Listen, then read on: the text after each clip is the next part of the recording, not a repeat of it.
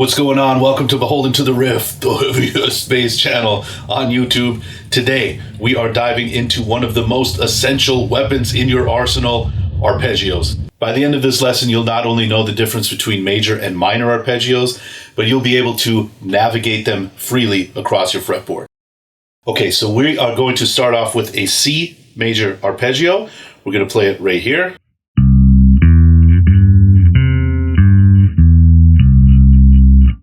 So in the arpeggio, we have a root note, that's a C. We have a major third, that's an E. We have a perfect fifth, that's a G. And then we're playing the root up on the higher octave here as well, C. So we have C, E, G, C. C, G, E, C. So root, major third, perfect fifth, root. So this major arpeggio shape is, we start on the A string, then we go to the D string and move down one fret. So we go to the second fret. This is a major third. Then we go from the second fret to the fifth fret. So that's up 3 fret. And then we go to the next string on the same fret, so the 5th fret. And now here's a C minor triad.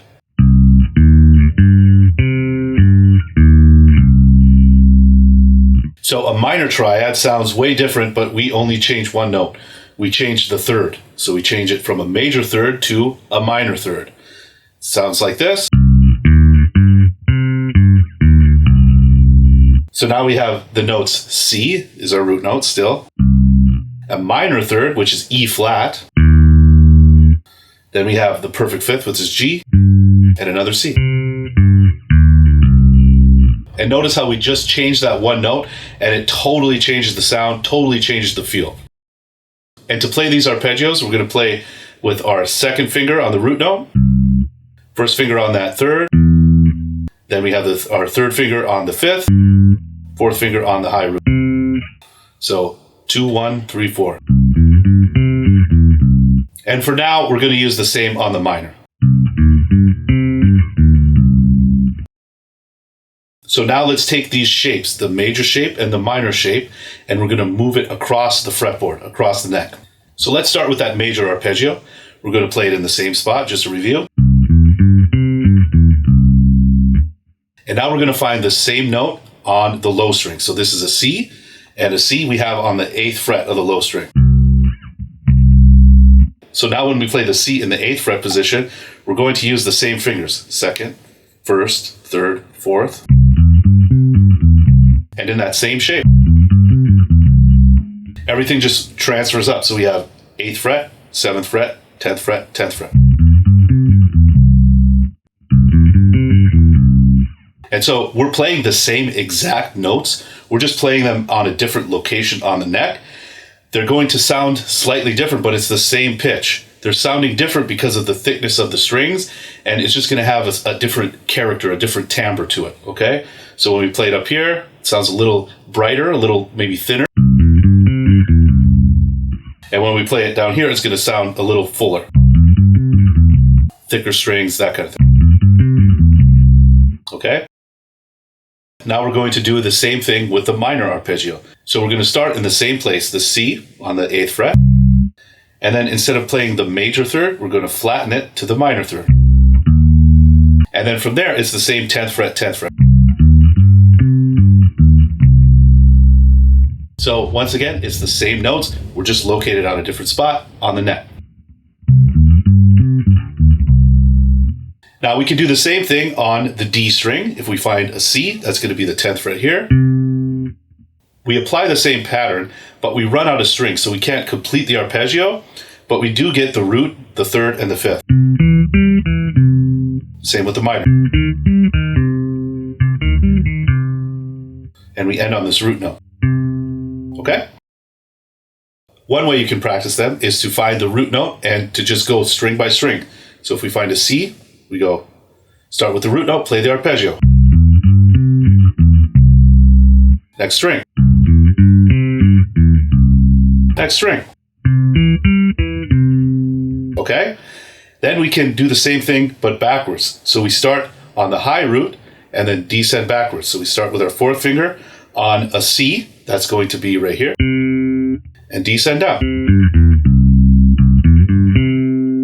Then we do the same thing on the 10th fret on the D string. Then we do the same thing on the 3rd fret on the A string.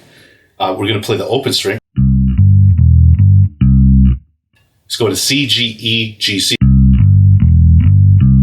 can also play it up here. Okay?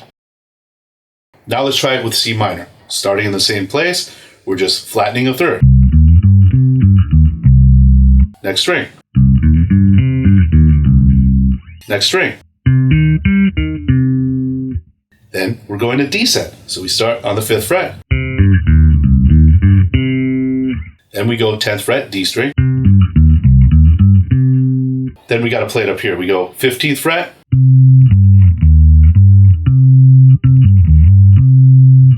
Okay? So already we are all over the fretboard and we're just practicing one arpeggio. Okay? Now what's really cool is that these shapes apply to every major arpeggio and every minor arpeggio. So if I wanted to play a G arpeggio, I'd go to the 3rd fret, this is our G, and play that same shape. Then we find the root note on the next string, that's on the 10th fret. Then we find it on the D string, that's going to be the 5th fret. Then, just like before, we can go in reverse. So we find a G on the G string, that's 12th fret. Then 5th fret on the next string. Then we go 10th fret on the A string. Okay, works the same with minor. Start on the 3rd fret, that's our G, then we just flatten the 3rd.